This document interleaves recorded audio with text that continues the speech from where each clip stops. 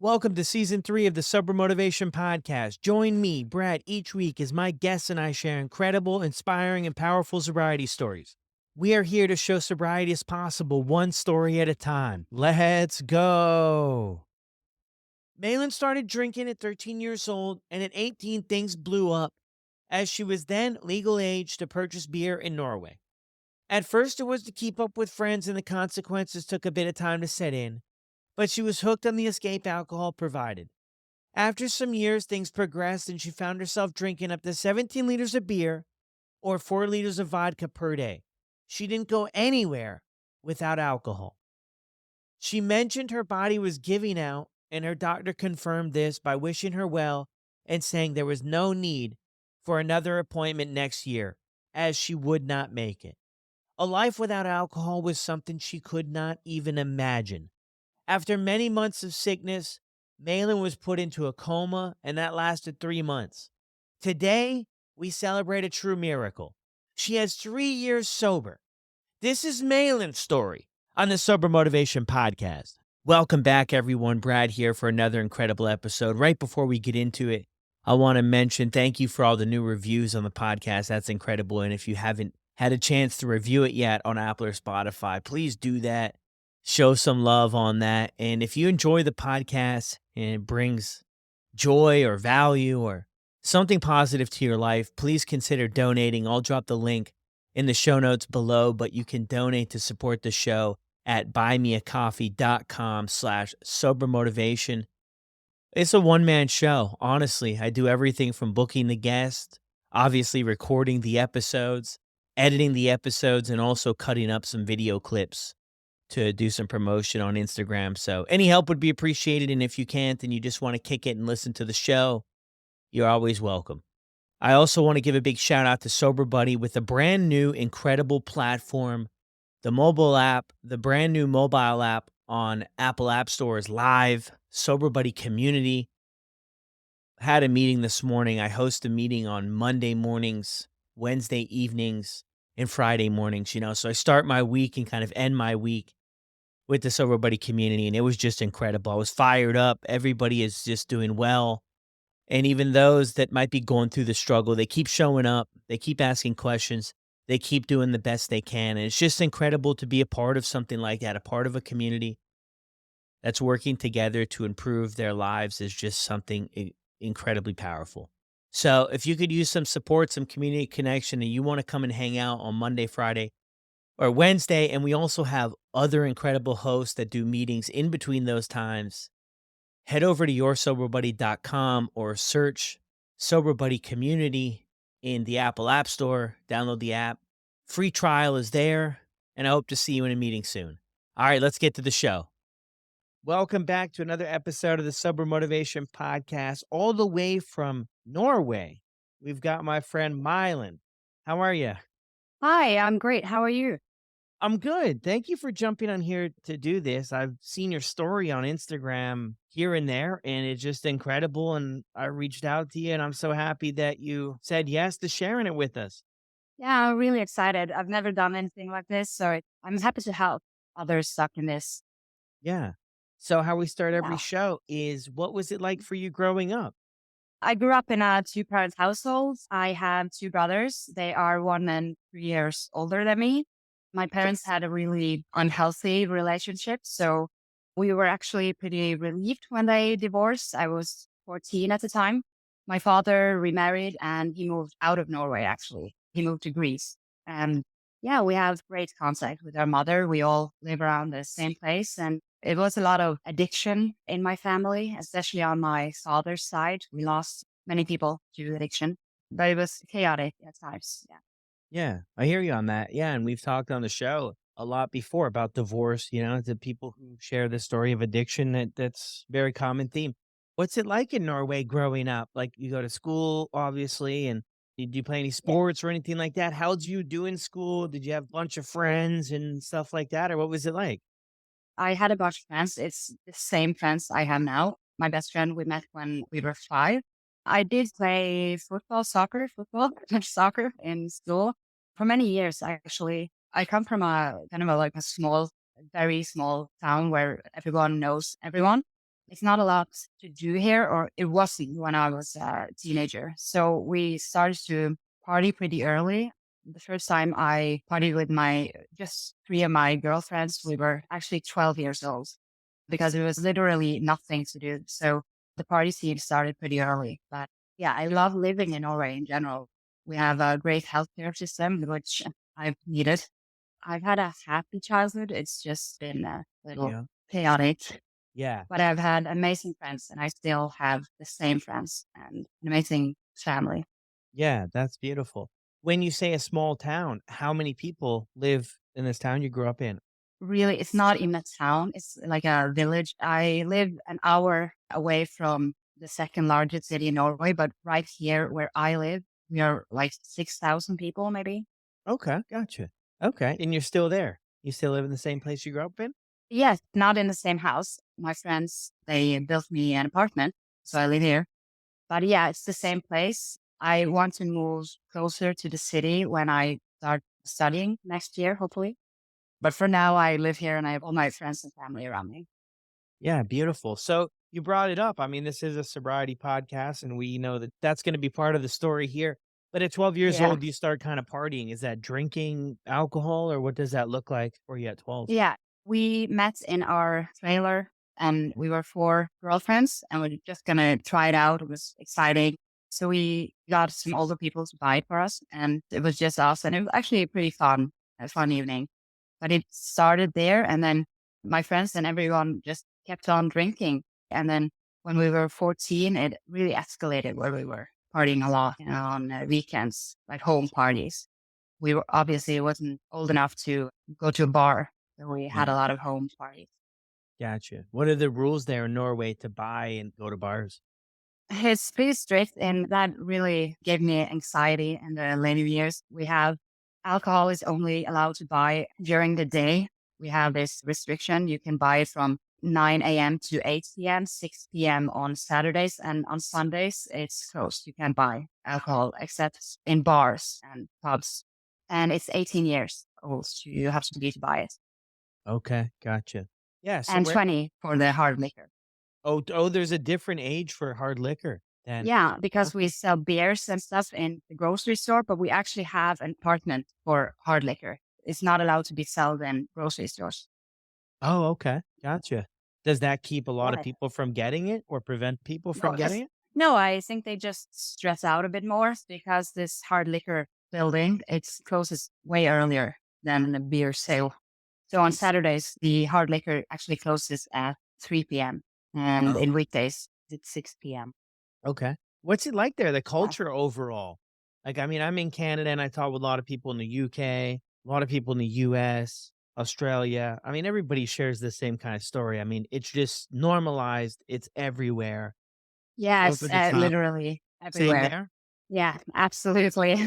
Well, especially in this small place that I'm living, it's nonstop partying for many people. And in the city as well, you really could notice that when it was COVID and everything was closed, the bars and stuff.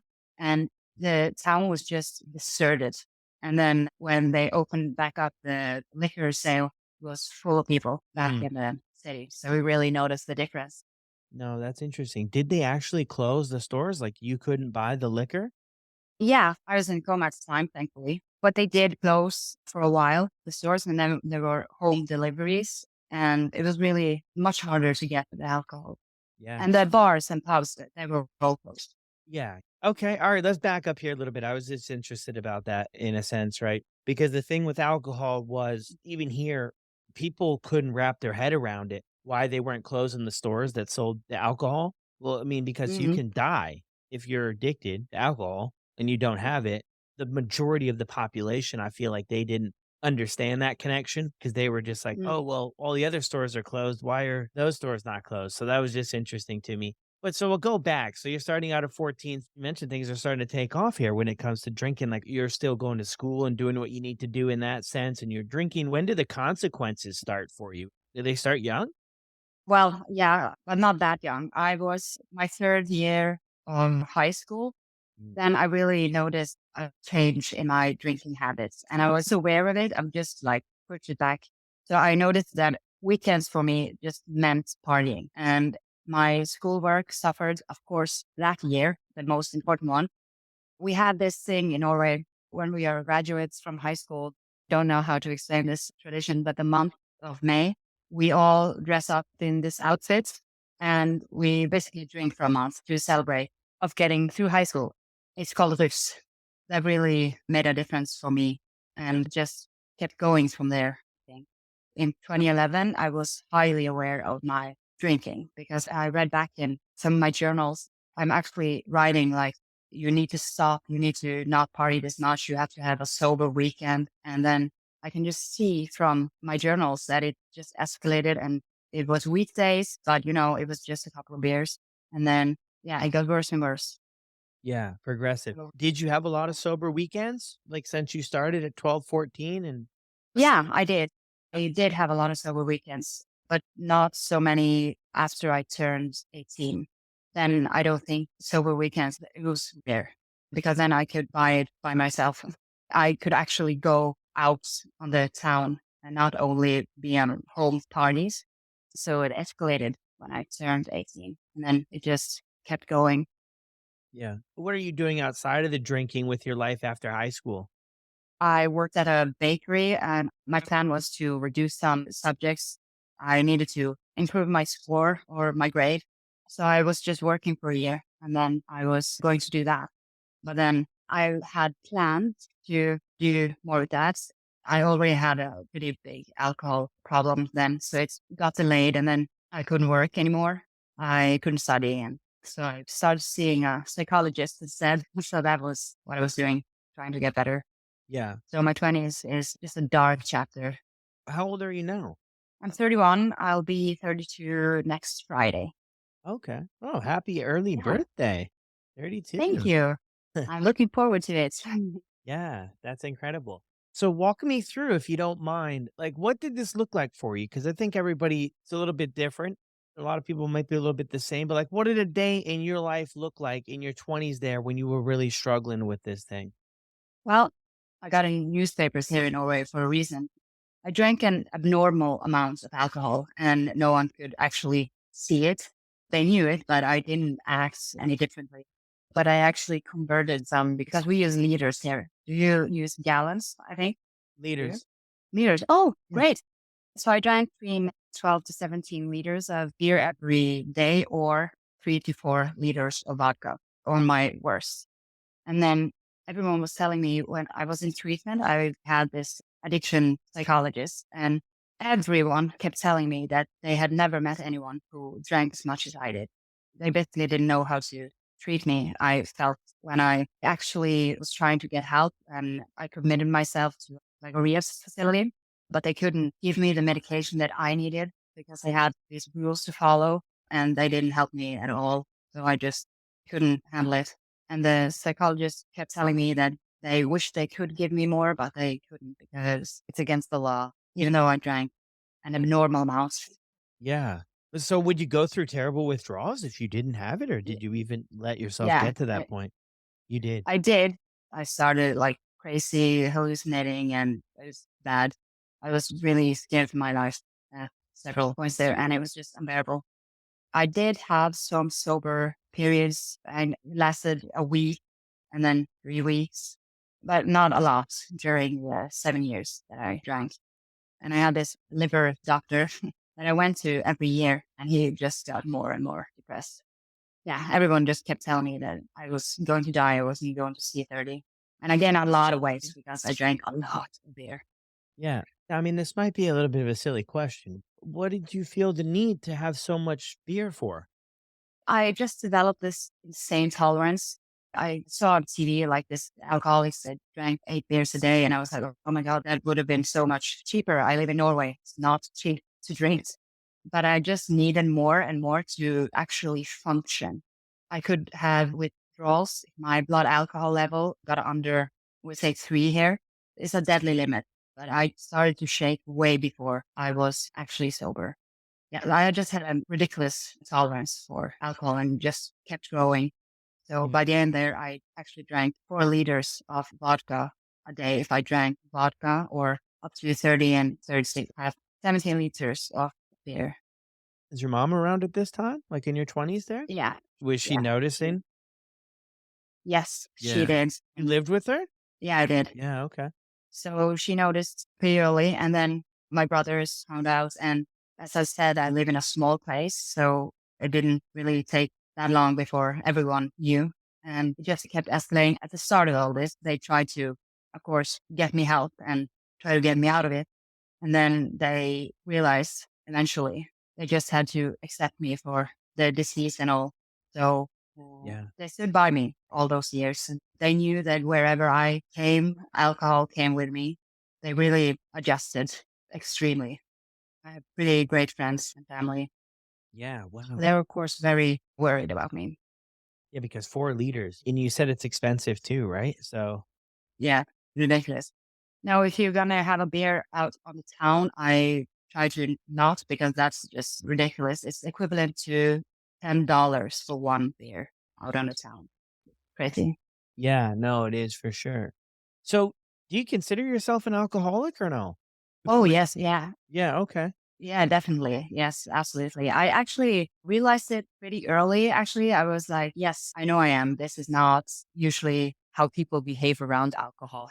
So I realized it actually back in 2011. I had totally forgotten about this until I read through my journals. But then I had these long discussions with myself that I had not partying every weekend. But yeah, I knew I was very honest when people asked me Mhm. questions. It was so much better when I didn't have to hide it, less stressful, even though it's a living hell. Yeah. Yeah. I'm just sitting here just thinking I'm so proud of you for where you've Thank you. come because, oftentimes you hear a story and then I'm looking at you now when you're smiling and you're telling us, and I'm like, my goodness, I'm just so happy that you were able to find a way out of this. But I know that the story does take a little bit more of a turn down the Yeah. road from here. But yeah, it's interesting because in 2011, you knew you were an alcoholic, quote unquote. I always hear two different sides to that, right? Some people openly admit it, that it is Mhm. what it is, but are not moving in the direction of changing it, but just kind of like accepted it. Do you feel like you just accepted it? I'm an alcoholic and this is the way I'll go out like this? No, not as first. I actually did go to see a psychologist once a week for 7 years for all the time that I was drinking. And at the start of this, I had hope because when I started to drink daily from the moment I woke up, I had this surgery. I got my tonsils removed. And then I noticed that I could stop drinking for a month. So then I was kind of like back to, oh, maybe it's not such a big deal because I could quit. But that was actually the last time I could. And then I did accept it in a way. I was thinking, okay, I'm in my early 20s. I'm going to survive this, Mm, It's just a phase. Like as the years went on, then I could actually feel my body dying. And my doctor, he told me literally every time I saw him, he told me that you will not live to see 30. You will be dead long before that. And I was like, yeah, no. He said that so many times, I'm still alive. And I just kept trying to ignore the danger of it, even though I knew it and I could feel it. But the last 3 years, I was just like a walking dead. I didn't have any energy. In 2019, I actually sat on the couch, and whenever I had to go to the toilet, which was often because I drank insanely, I actually sat on the couch just crying because I didn't have the energy to actually stand up. I hadn't brushed my hair for a year or so because I actually had to lift my arms. It was hell on earth. It really was. yeah, looking back, I mean, did you have any awareness that this is what alcohol could do? No, I was thinking about it a lot because one side of my family in particular, they have had struggles with addiction. We're not that many left. I had this weird, it's so embarrassing to look back on, but I was like, oh, that's never going to happen to me. I mean, I didn't really think much of it and what it actually did to people and how it could absolutely take control of your life because I was like, I can't be an addict. When it started, I was thinking that I was too young. Who's ever heard of a 20-year-old female alcoholic? They're like 70-year-old men. I was comforting myself. Yeah, no, I didn't think of alcohol in that way at all before it happened to me.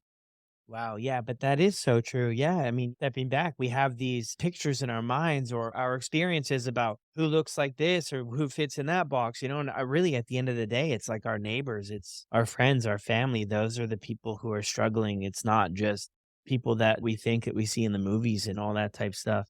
Yeah. My goodness, I thought I knew some of your story, and I'm realizing really quick here that I don't know any of it. Yeah, I haven't shared this much. Yes. Yeah. Which I really appreciate you doing it because that's a really powerful part of it all is that Yeah, this absolutely. thing can get anybody. It doesn't matter Mhm. where you come from. It doesn't matter what things look like for you, what status you have, what race we are, anything. It can really grab a hold of anybody because it doesn't care. And some people want to argue that to say, well, it's not going to for some people. But here's the thing is when you go to the store and you go and you buy that box of beer or that vodka, they don't ask you where you work, what race you are. It doesn't matter. Anybody can get it. And if you can get it, then you can get hooked on it. Yeah. I was thinking the same thing when people have often told me that I got this because of my genes and whatever. And I'm like, it can happen to you too. Like, you don't have to come from an addiction family. It can grab a hold of you too as well. And they were like, oh, no, I'm in control and I just use for fun and whatever. And I can see warning signs on people around me and they don't admit that it's there. I don't know if they literally don't know or if they just try to fool themselves. Hmm. Yeah, it's more powerful than people think, Yeah. like a No, lot more. for sure. And it Mm. does sound like you got to a really, really tough place. And you mentioned too, like you felt like you were dying, right? Is that what you said Yeah, earlier? I could feel my body dying. I actually went as far as to write letters to all my loved ones that they would find when I was dead. It wasn't their fault and that's, I love them and everything. I hid them under my bed because I knew when they would clean out my apartment that they would find it.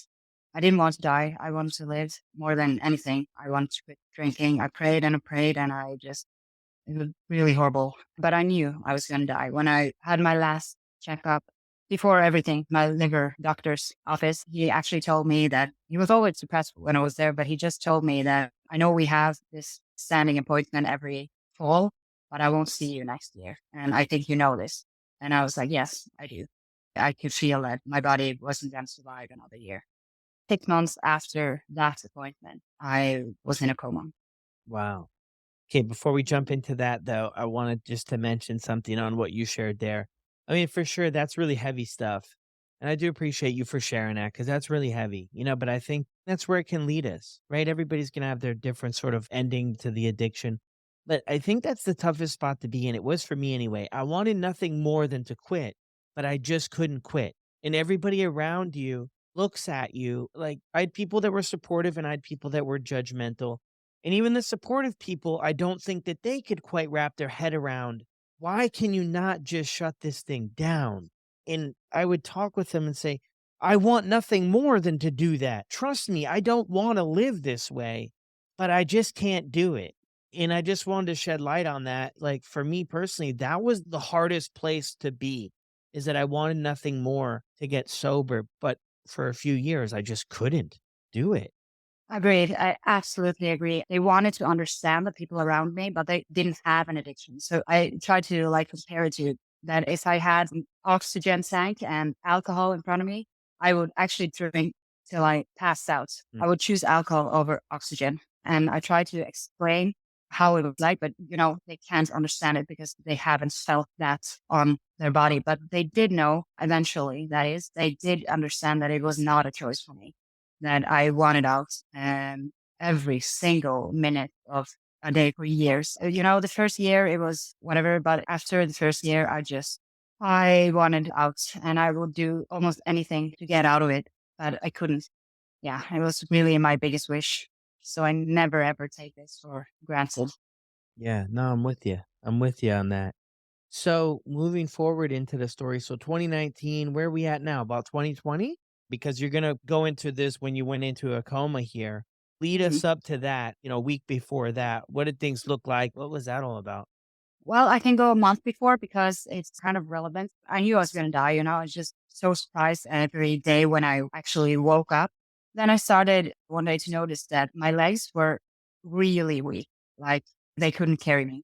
And I was like, okay, that's just the alcoholism, killing me. So it's just probably how it starts. Actually, I didn't go to the doctor or anything until I was almost completely paralyzed in the legs. And then I went to my doctor's office and he, of course, sent me to the hospital.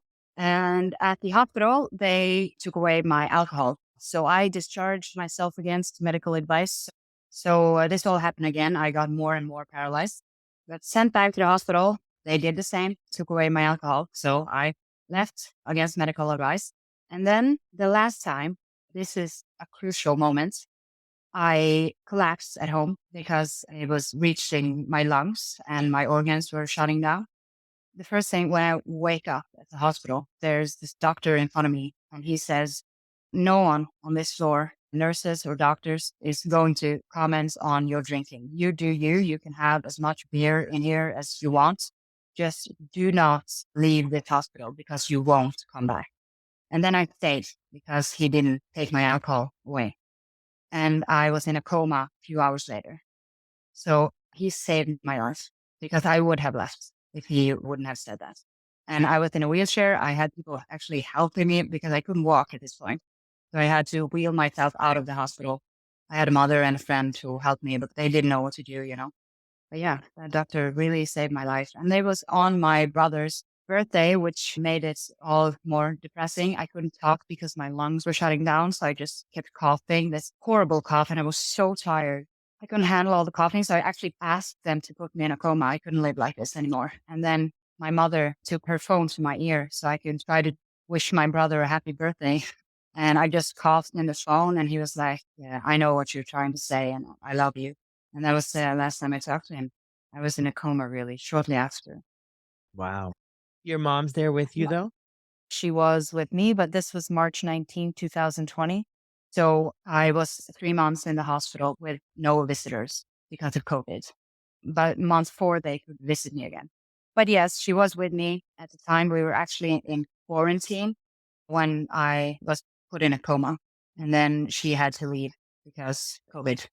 So she had to wait for calls every day. Almost the first thing they told her every day when they were going to give her an update was that my fever wouldn't break. It didn't break for 2 months. I got prednisone and that saved my life. But they told her, like in every phone call, that her liver is horrible, but she's not a candidate for transplant. If her liver dies, she dies. So that was really hard for her to hear. They told her so often, and she was like, yeah, I get it. Yeah. Wow. Did they mention to you Yeah. that they were going to put you in a coma? Yeah, they did. The timeline here in 2020, I remember everything from my alcoholism, like everything. But the last few months, it's really weird in my head. But the timeline, because when I got in a coma, my world started for me. This is a world of my own. I lived in for years. I hallucinated. And so I have a little hard time placing everything. But they did tell me that they considered putting me in a coma and that it's nothing improved. And I actually begged them to put me in a coma because I couldn't handle it anymore. I was so weak. And my body just kept on coughing. And I was like, it is too much. I didn't have any energy. And then my body just kept coughing and it was horrible. Yeah. Yeah. Wow. That was for 3 months? 4 months. 4 Uh, months. Wow. yeah. The last month I could have visitors though. So fourth month was just heaven on earth, actually. That's beautiful. And your mom and your brothers and friends came to visit you? Yeah. First of all, I woke up and I had hallucinated so much. I was absolutely sure that I was like 45 and I had no idea where I was. I had a lot of delirium and it was just so unreal. And then they proceed to tell me that I can't have visitors because of this pandemic that is named after a beer. And I was like, of course, my brain would make that up because it's a Corona, it's a beer. Of course, my brain would, make something like that up. I was like, yeah, sure. I had this TV in the ceiling because I was paralyzed. I couldn't talk. So I just lay there and then watch this TV. And on the news, they were like, yeah, people are fighting over toilet paper. And I was like, yeah, yeah, sure. Sure they are. Like, this is not happening. So I was just thinking that it was not real. I was still in a coma. I didn't actually understand that I had woken up for quite some time, actually. Wow. Yeah. And so how do you feel when you wake up? Like, do you think about drinking when you wake up or no? Actually, yes, I did, but I thought I was still in a coma.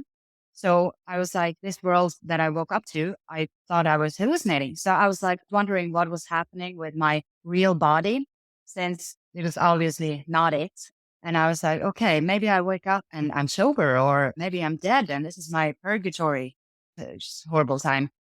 The time works very differently. Like I was transferred to the neighbor hospital, and actually I just stayed there for about a week on the ICU there, 2 months on the other ICU. But this ICU actually felt like 10 years to me because I woke up in different rooms and places, and I lived in these worlds, very hard to explain. But I had a lot of hallucinations and delirium. I didn't actually understand that it was real until my fourth month. Yeah, but I was really trying to wake up, and I was trying to get my physical therapist to throw me out the window, actually. Just, no, I didn't want to kill myself. I just wanted to, when you fall in a dream, you wake up, and I wanted to wake up. So, but they didn't understand that, of course. And I was super heavy at this time. I weighed 165 kilos, like 363 pounds. They can just throw me out the window. Yeah. I don't think they actually Yeah. would have done it. I hope Yeah. not. My goodness. No. You're about to turn the corner here. I hope they don't that's it out the window. Yeah. So then where do you go from there? I went out of the hospital. 10 of stress is now just amazing physical rehab facility because I was paralyzed and I was going to learn how to walk and stuff. And then my first day there, they told me that the rules were that you could have two visitors, the same ones, during your entire stay. But since I've been in the hospital for 3 months, they made an exception for me. So I could have different visitors every day. But the first people that came in, it was my mother, my brother, and my best friend. And I hadn't seen them it was 3 months, but for me, it was 15 years in my head. I lived through a lot of weird shit and a lot of years in my hallucinations. When I actually saw them again, it was just, I had no words. It was just so, so lonely. I was paralyzed for 3 months and I couldn't talk because I had this tube in my throat. So I just lay there for 3 months and I couldn't tell them how I felt when the physical therapist touched me and tried to get me to sit up on the bed. I couldn't tell them that it was just these excruciating nerve pains and I couldn't scream or anything. So it was just very claustrophobic. So I got to this rehab facility and then they unplugged my tube I had in my throat and the tube I had in my nose and on my chest and everything. They just unplugged everything. Mm. And I had a little one on my wrist and I could talk again. And then I got visitors and then I could actually go outside because they had this beautiful viewing garden from my room.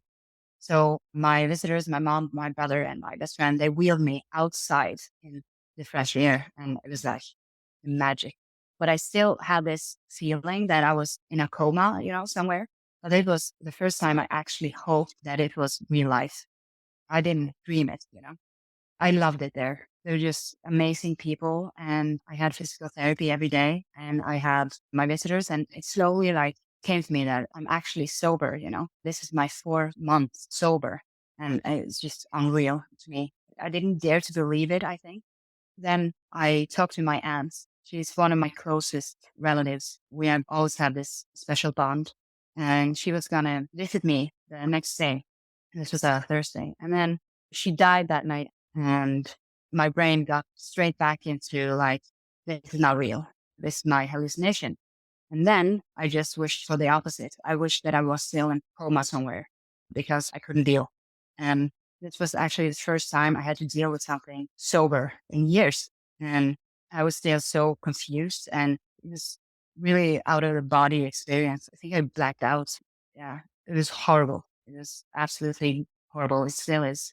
Did get to know that I talked to her on the phone the night before. She got to know that I survived and that I was sober. Not a day goes by without me missing her. Yeah. Was that important to her for you to get sober? Has she mentioned it to you before? Yeah, but she was really understanding, and that side of the family had a lot of addiction. It was very, normalized, and I really looked like them. And yeah, she wanted me to quit. She wanted me to survive.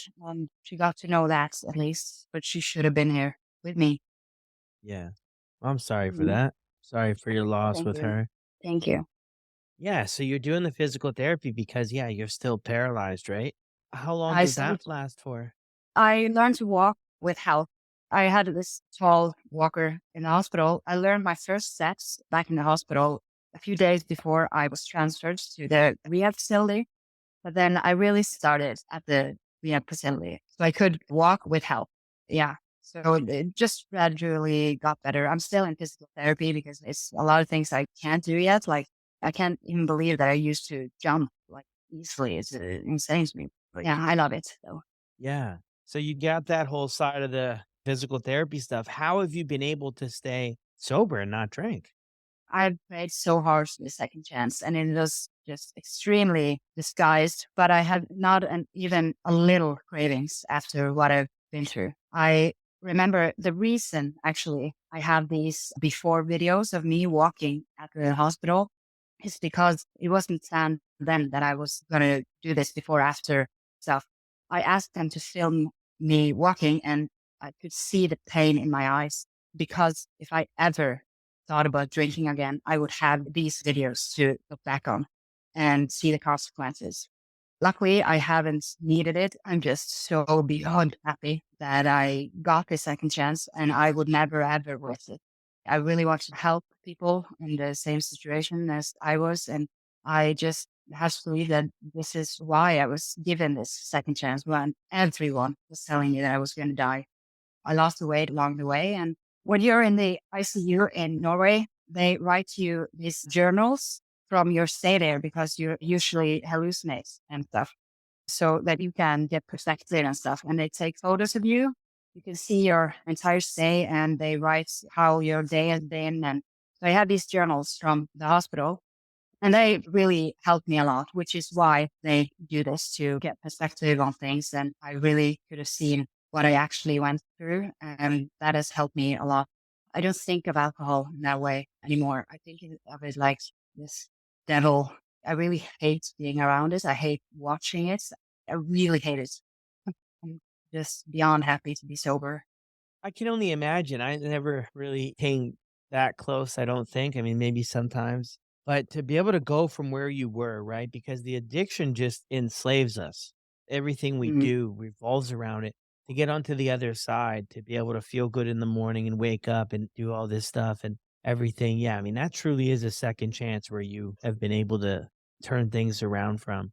Yeah, it really is. And I think that's the rewards we get because I've talked to my friends about this, how grateful I am for stuff they don't even think about, you know, like I can get up from the toilet with no help because my legs carry me now and I can wake up and not crave alcohol. I usually got panic attacks when the time was close to 8 or 6 when the alcohol closed sale in Norway. And now it's just a Sunday, you know, I love Sundays now. And I actually have this here. It says the best gift in life is a second chance. And then I have a before, in between, and after picture of me. It's very motivational to have on my wall. Wow. That is incredible. Well, you're making the best of this. What's the plan to help others? And on top of that, what would you say if somebody's listening to the show and they're stuck in any part of this, right? Because I think there's a spectrum here, right? Things weren't like this Mm. when you first started, and people are going to find themselves at different places. What would you say to somebody who's like just starting out with it, exploring whether or not they got a problem or they should call it quits, or what do you think? I wish I would known this back then. Just seek help before it gets bad. You know, I went thinking that no, it's not that bad. I can't seek help yet. They're gonna think I'm an idiot because I don't have a problem. But just do it. It does matter. And this actually what amazed me the most about being sober. You know, I said everything because it's awesome. I had this voice when I was an active alcoholic.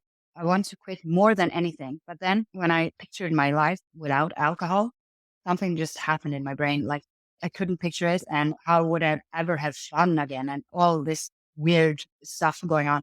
And when I think back, those kind of thoughts now, it was just so, so clear to me that it was the alcoholism talking, that those thoughts were absolutely fake. And I wish I had known that back then. I wish an addict had told me that these thoughts were just completely fake. It was just your alcoholism trying to get you to keep drinking, you know? Yeah, I really wish I had known that because I truly believe that my life would be less somehow if I managed to stop drinking, which is just completely the opposite. Yeah, that's so true, but we get stuck in that, and I think it relates to we feel like we're giving something up, but in reality, Yeah. we're getting so much. We're Oh, gaining so so much. much. Like, it's like giving up they say a lot too, that giving up one thing for everything. Yeah. Like, you just get so much back. Mm, Like you mentioned, absolutely. Sundays, your mornings, I mean, relationships, opportunities, and ultimately that peace of mind. The peace of mind to where there's Yes. not something on your shoulder 24/7, 365 that's just tapping you over and over again to just burn down and destroy your entire life. That feels good. Mm, absolutely. And I thought about alcohol and how to get it 24 hours a day, like every minute. And I had to bring it everywhere and I couldn't eat at a restaurant where they wasn't selling alcohol like McDonald's or whatever. I always had to bring it and I always had to worry about having money for it. And when they closed and a year into my alcoholism, I became an aunt for the first time to my beautiful nephew. And it was just so sad to me and all of us that I couldn't be the aunt I wanted to because of my energy. It was just not there. And then last year, both of my brothers had a girl each. So now I have three auntie babies, and I'm just the most committed aunt. I'm almost like a stalker aunt. And I can, I just am so involved in their lives and Mm, my nieces will never get to see that side of me and that I'm healthy, that I look completely different. You know, you see how sick I was. And they will never experience that side of me. And I'm just so thrilled I became a godmother to both of them. My nephew's baptism I couldn't attend, wasn't invited. They did always include me, both my friends and family. But I was in a vodka period at the time. So it's just, I didn't have any energy and no business being there really. yeah, It's really bugged me a lot, yeah. all the things I missed in my 20s. Yeah, no, but it sounds like, you're moving forward, you're doing the best you can, right? Yeah, Which is good. absolutely. I want to play this back in whichever way I can. Actually, now in September, I've been invited back to the hospital to give a lecture in front of just hundreds of people. So I'm really Wow. nervous about everything. And of course, I said yes because I said for years, and I really prayed for years. I said that if I just get out of this, I will use my second chance to do whatever I can to help others with this. And so next year, I'm hoping to get into nursing school. And then if my legs are where I want them to be, so now I'm gonna give a lecture, you know, if I don't pass out. I call the old me she, and I think she would be so proud of me. And I'm doing it for her, you know, the hopeless girl that thought she would never live to see 30. I really just want to help any way I can. It's the first thing I think about every single morning. I know that I wasn't actually supposed to be here. You know, I'm turning 32 next week and no one thought that was possible. So really, Wow. really blessed. I gotta be honest, I'm taken back by your story. I'm so proud of you. Thank you so much. Yeah. What Really day is your birthday? grateful. What day next week? It's on Friday, 1st, September Okay. 1st. Okay. Yeah. Something you have to know about me because it's just the epitome of everything I am. I'm an extreme Christmas person and I always have been like borderline crazy Christmas person. And when I couldn't feel that joy anymore for 7 years, that was actually one of the worst things for me. I couldn't feel the Christmas spirits and it was just beyond horrible. And so when I got better and I was going to have my first Christmas sober in 2020, everything was closed. I couldn't really do the things I wanted to, like Christmas markets and whatever. They were closed, but that didn't matter at all because I was sober and it was my first Christmas sober and it was just magical. When I started decorating, I could just feel it again and it was incredible. So now, since I missed 7 years of my beloved Christmas spirit, Yeah. I start decorating and celebrating Christmas on my birthday, September 1st. Oh, Yeah, that's when Christmas starts for me. So it lasts like 4 months. I've had a lot of comments about this, but everyone gets it. So I'm going to serve my family like gingerbread and whatnot when they come into celebrate me. wow. But I don't go all out. I just start to like decorating. And then in October, then it's all out. October, it's done. It's everything Yeah. Christmas. Yeah. No, that's incredible. Yeah, I love that. Whatever works for you, obviously, right? Like, that's beautiful. Yeah. That's Yes. incredible. That's also one of the things I'm doing for her because I just remember how depressed and hopeless she felt around Christmas time because, I remember that I used to love it. It was my favorite thing in my life, and I just couldn't feel it. So I'm doing it for her as well. We have a lot of Christmases to catch up on. No, for sure, for sure. Is there anything before we wrap this up that you'd like to leave everybody with? Where can they find you if they want to reach out to you and say thank you or connect with you in any way too? Well, I have an Instagram I'm very active on. I'm Soile91 is my username. You can reach me there. And the reason also I want to share my story is because I always told my psychologist that I wish that I had someone like on TV that was doing, I don't know how to put this, but worse than I did. So that if they got out of it, that I could too. But it wasn't anyone worse than me. I was told all over by doctors and psychologists. I had never, ever met anyone who drank as much.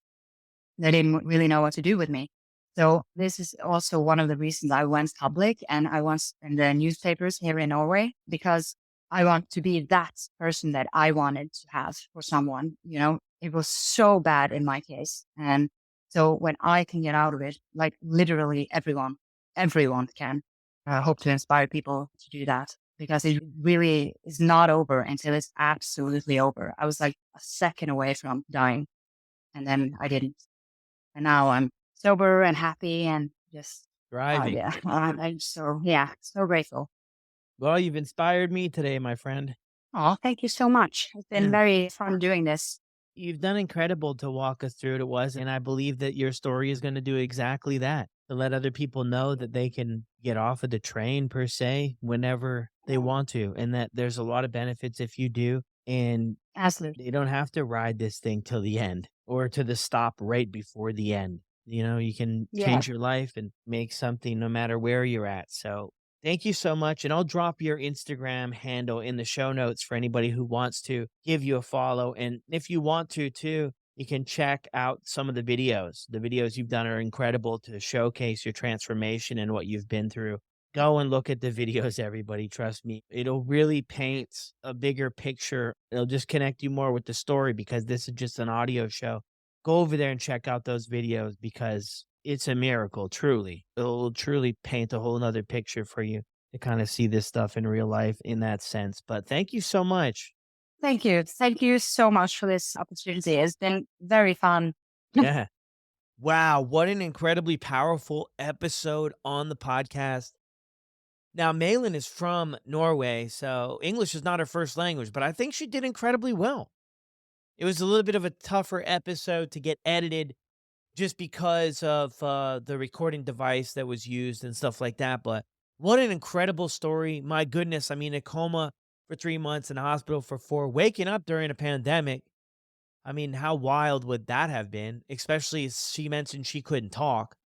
So just taking in information and not being able to say anything at first. But where she's at now compared to where she was, I'm honestly blown away. If you look at her Instagram, like I said, I'll drop it in the show notes. You look at some of the videos of her going through stuff and having to learn how to walk again and do all those things that most of us just take for granted every single day.